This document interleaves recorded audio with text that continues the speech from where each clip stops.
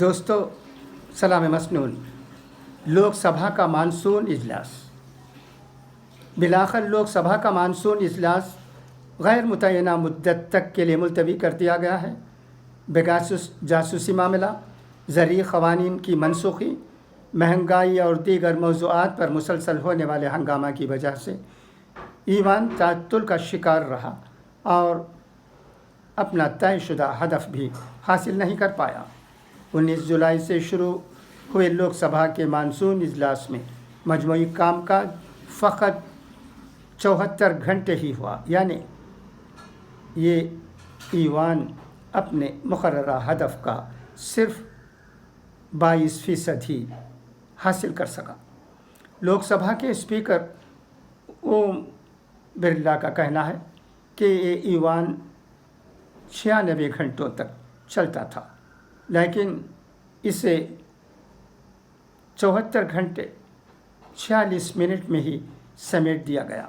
اس کی وجہ بتاتے ہوئے اسپیکر نے کہا کہ ارکان کا غیر پارلیمانی رویہ،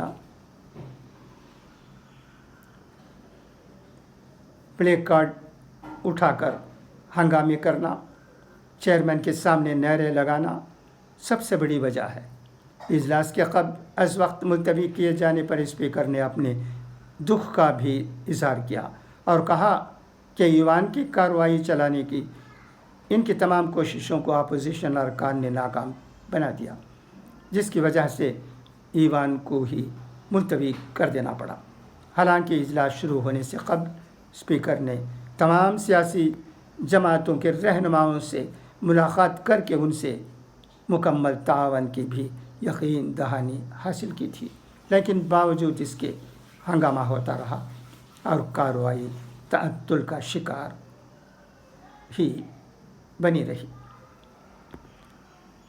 19 جولائی سے شروع ہونے والے مانسون اجلاس کا کوئی دن ایسا نہیں تھا جب ہنگامہ نہ ہوا ہو اور حزب اختلاف کی جماعتوں نے مختلف موضوعات پر حکومت کو گھیرنے کی کوشش نہ کی ہو، لیکن حکومت اپوزیشن کے مطالبات سے صرف نظر کرتی رہی۔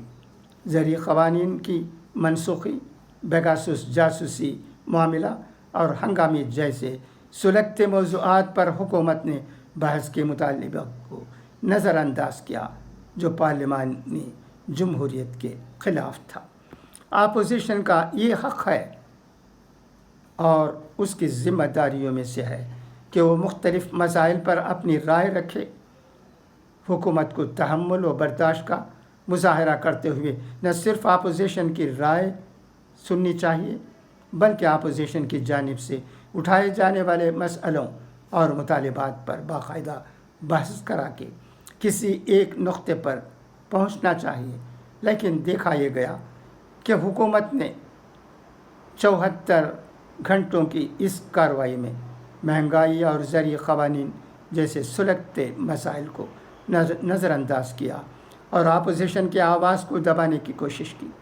اجلاس کے 20 دنوں میں 20 بل منظور کیے گئے، مگر ان پر بھی اپوزیشن کی رائے کو درخور اعتنا نہیں سمجھا گیا اور انتہائی اجلت میں بغیر کسی بحث و مباحثہ کے یہ بل سرسری طور پر منظور کر دیے گئے۔ لوک سبھا سے پاس ہونے والے بلوں میں سے فقط دیگر پسماندہ طبقات سے متعلق آئین کے 127ویں ترمیمی بل 2021 کو اس سے استثناء حاصل رہا، کیونکہ اس بل پر تمام فریق نہ صرف متفق تھے بلکہ اسے پاس کرانے میں اپوزیشن نے حکومت کا پورا ساتھ دیا۔ اس لحاظ سے تعطل کا ذمہ دار صرف اپوزیشن کو ٹھہرانا غیر مناسب ہوگا۔ یہ کہنا بھی درست نہیں ہے کہ ہنگامہ کی ذمہ دار صرف اپوزیشن ہے۔ حقیقت تو یہ ہے کہ حکومت کے اڈیل رویہ کی وجہ سے ایوان میں یہ صورتحال پیش آئی۔ لوک سبھا نیز ایوان بالا راجیہ سبھا में भी होने वाले हंगामों में अपोजिशन की गर्मी जज्बात से कहीं ज़्यादा हुक्मरान जमात के अरकान की इश्तिआल अंगेज़ी और सुरखते मौज़ूआत पर हुकूमत का बहस से फ़रार अहम वजह है। जिन 3 इश्यूज़ ज़ेर बहस से हुकूमत भाग रही है, उन तीनों का रास्त ताल्लुक़ अवाम से है। ज़रूरी क़वानीन हो या बढ़ती महंगाई, इनसे अवाम आदमी ही मुतासर है। इसलिए ये मामला तरजीही बुनियाद पर इजलास के एजेंडे में शामिल होना चाहिए था, लेकिन न तो लोकसभा में ही किसी दिन इस पर कोई बात हुई और न ही राज्यसभा में।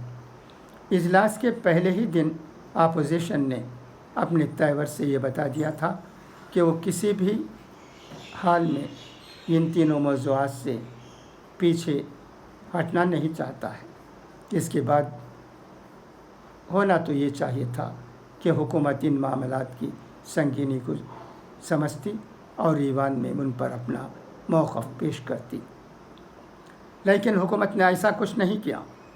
इसके बरखिलाफ़ अपोजिशन के मुतालिबात को मुल्क दुश्मनी और ईवान न चलाने देने की साजिश बताती रही।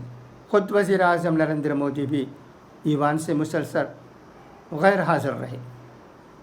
बहैसियत वज़ीर आज़म उन्हें तीनों मुतालिबात पर ईवान में हुकूमत का मौक़िफ़ पेश करना चाहिए था, लेकिन ऐसा नहीं हुआ। पहले दिन के बाद इजलास मुलतवी किए जाने पर जब सब कुछ ख़त्म हो गया तो ईवान पहुँचे। बहरहाल लोकसभा का मानसून इजलास न सिर्फ अपनी इफ़ादियत साबित करने में नाकाम रहा, बल्कि अवामी ख़जाना पर 150 करोड़ रुपए का बोझ भी डाला गया। ये सूरत हाल किसी भी पार्लिमानी जमहूरियत की शायान शान नहीं कही जा सकती है। खुदा हाफिज़, फ़ी अमानिल्लाह। हाँ, ये भी सुन लीजिए कि ये इदारिया रोज़नामा राष्ट्रीय सहारा का है।